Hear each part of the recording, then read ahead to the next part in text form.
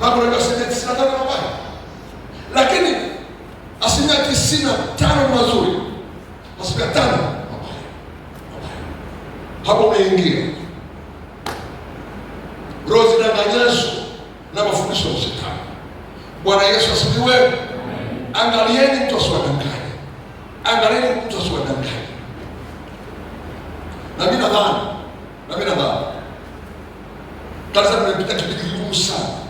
Sababu tuna semina chache mno, mafundisho machache mno, kwa hiyo watu wana elimu chache sana. Kulingana na kiwango cha elimu cha Wakristo, naweza kuelewa Kristo katika mafungu manne tu. Fungu la kwanza ni wale ambao wana mafundisho yenye kina kidogo sana na upana mdogo sana. Wengi hawa ni wanafunzi, hawana muda, ana muda mdogo sana kusikiliza Injili, kina kidogo sana, upana mdogo sana. Hii ni shida. Kina kidogo, upana mdogo, shida. Hawa ni mbegu zimeangukia kwenye Injili. Bwana asifiwe. Grupu la pili ni watu ambao mafundisho na kina kidogo sana, lakini mapana mno.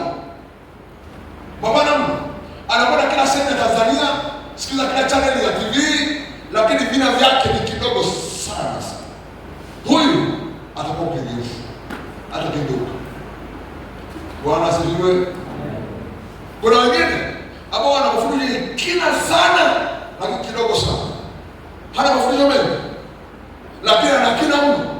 Anachoamini ni so much, lakini sio sana. Huyu mtu atasimama, anasema mimi kama Yesu anagapi sijui, nachojua ni hiki, nilikuwa kipofu sasa naona. Huyo ni mtu mzuri, hajui sana, lakini anachojijua anafahamu kwa kina mno. Huyo ni mtu ambaye atakaa mpaka Yesu atakapokuja Mungu. Grupu la mwisho ni watu ambao wana mafundisho ya kina mno na mapana mno. Hawa ni walimu, mafundisho ya kina sana na upana sana. Hawa ni walimu kwenye kanisa. Hawa ni watu ambao wanasaidia watu na mbinguni. Bwana Yesu asifiwe. Angalia mtu asikudanganye. Shika hiyo. Bwana asifiwe. Bwana asifiwe. Sasa nataka niseme kwa dakika zilizobaki chache hapo nazo, kwamba udanganyifu ambao unakuja Yesu atuone uko katika maeneo gani.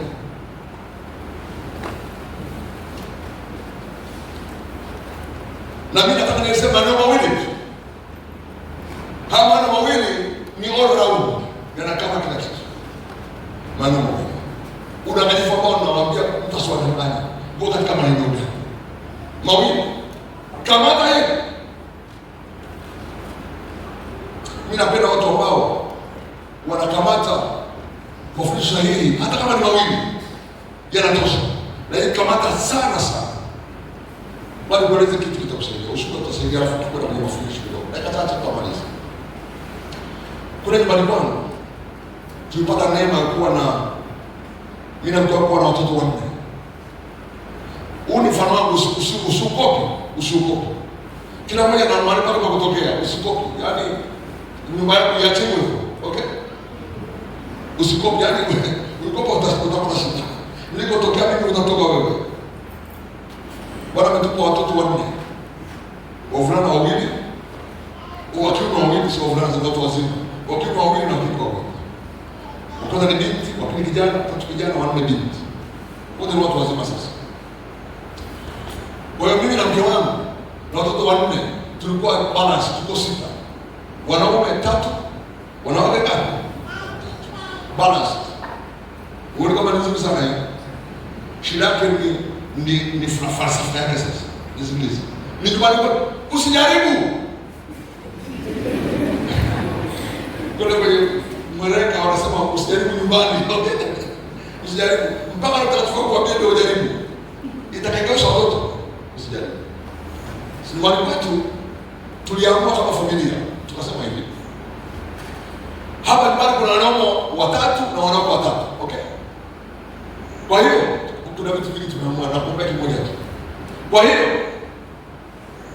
magauni yote na sketi zote na bra zote na sketi za wanawake watatu tu hapo nyumbani. Okay?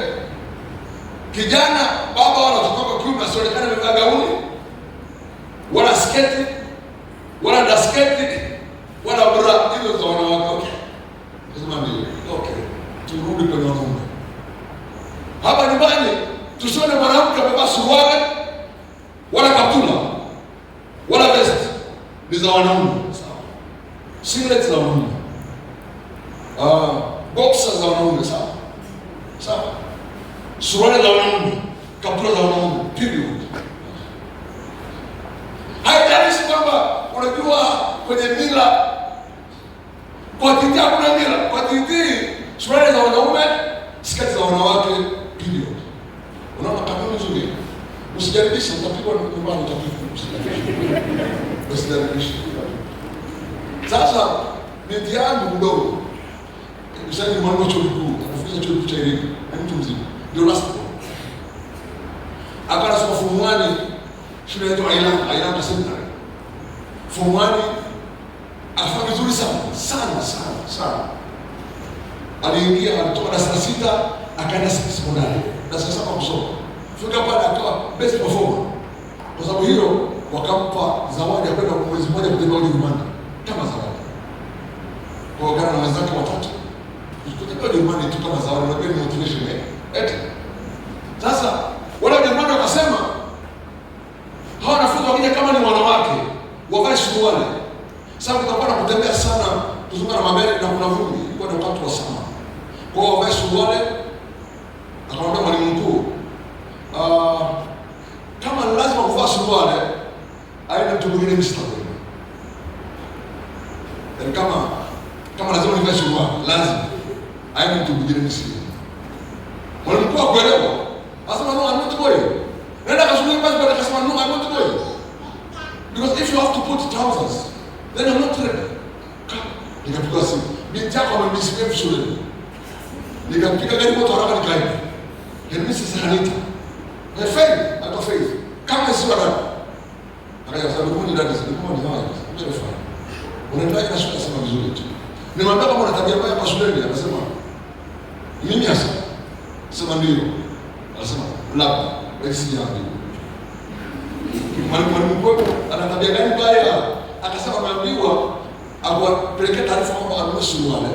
Sasa kwenda Ujerumani. Amekataa. Akasema, that's the case. It's okay, yes, okay. I think I got it bad manners. That's okay. I'm not putting trousers. They can go. Come.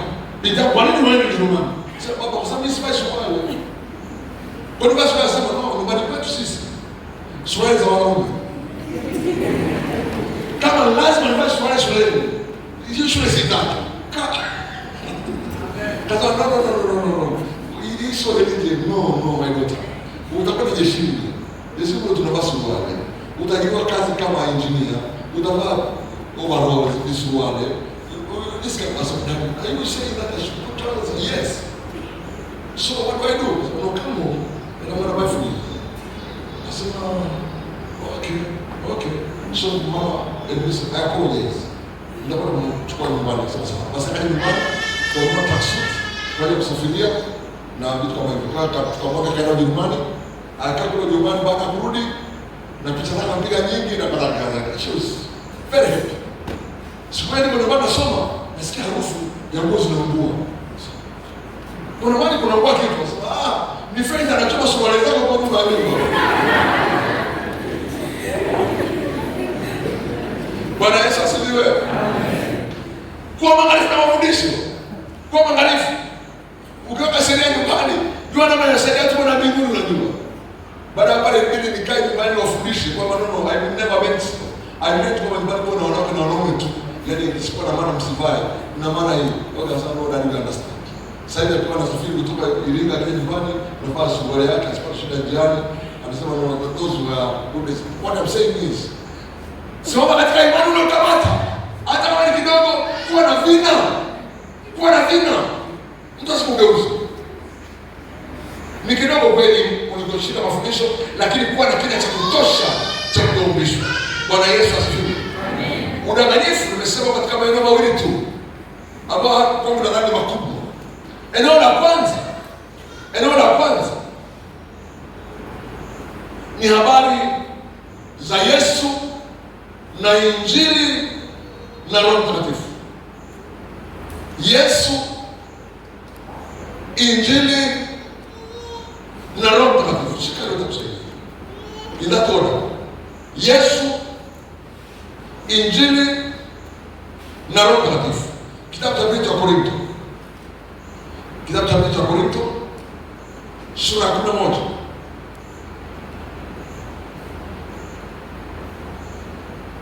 Kitabu cha pili cha Korinto sura ya 11 mstari wa 4 anasema hivi Paulo. Anasema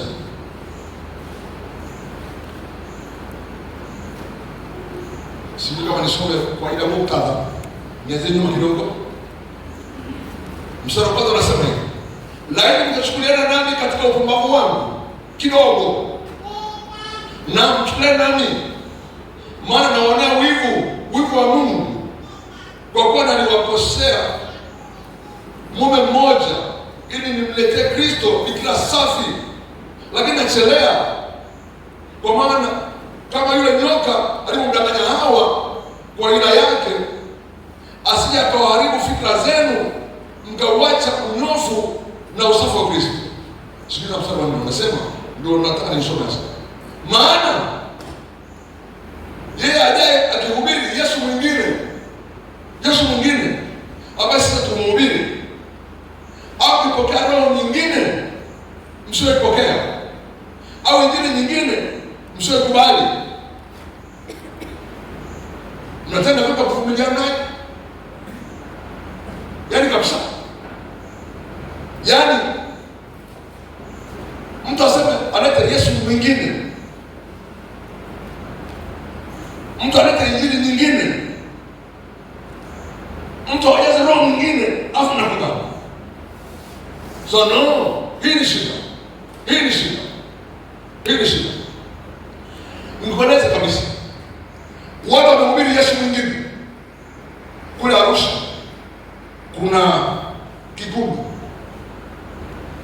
labda nikiite kanisa, kuna kikundi ambacho wanahubiri wazi kwa television kwamba wakati wa Yesu umepita,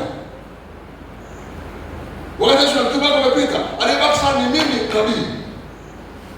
Kweli na watu wamekaa na shangilia kweli. Yaani Yesu mwingine unamhubiria, si tungepiga mawe kwa haraka kabisa. Miaka ile ya Yesu alipokuwa duniani, watu wakija kwenye ibada walikuwa wanakuja na mawe, wanakaa na mawe hapo, ili ukikengeuka tu mawe. Yaani kwa maana hapa ningefika kwa sana, kila mtu anakuwa na kile lake na kupiga potosho. Kwa nini mtu analeta Yesu mwingine? Anasema Yesu kipindi chake kimepita, unashangilia. Kule mwanzo kuna mama mmoja ambaye anaita mfalme, sipigi na lake sasa.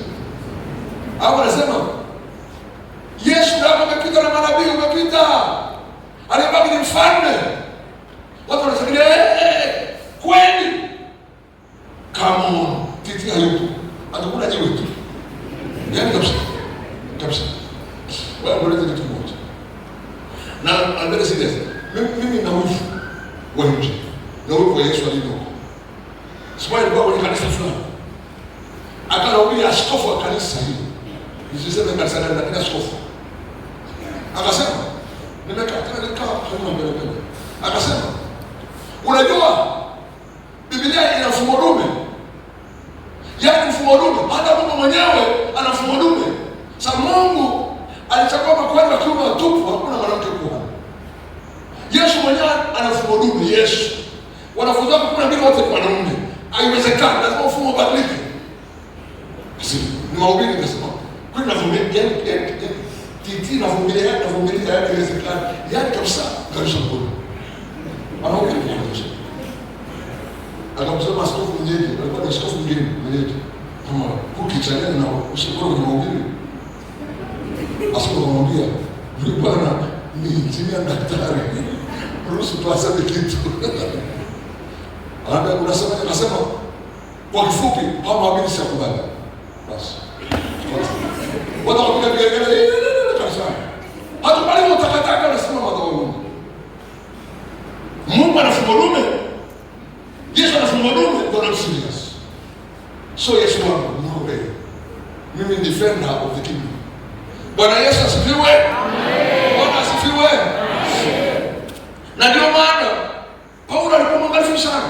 Anasema haiwezekani. Yesu anayefahamu yule aliyekufa msalabani kwa ajili yetu, akazikwa, akafufuka, alipofufuka akamtokea huyu na huyu, mwishoni akatoka nini? Hiyo ndio injili tunahubiri sisi.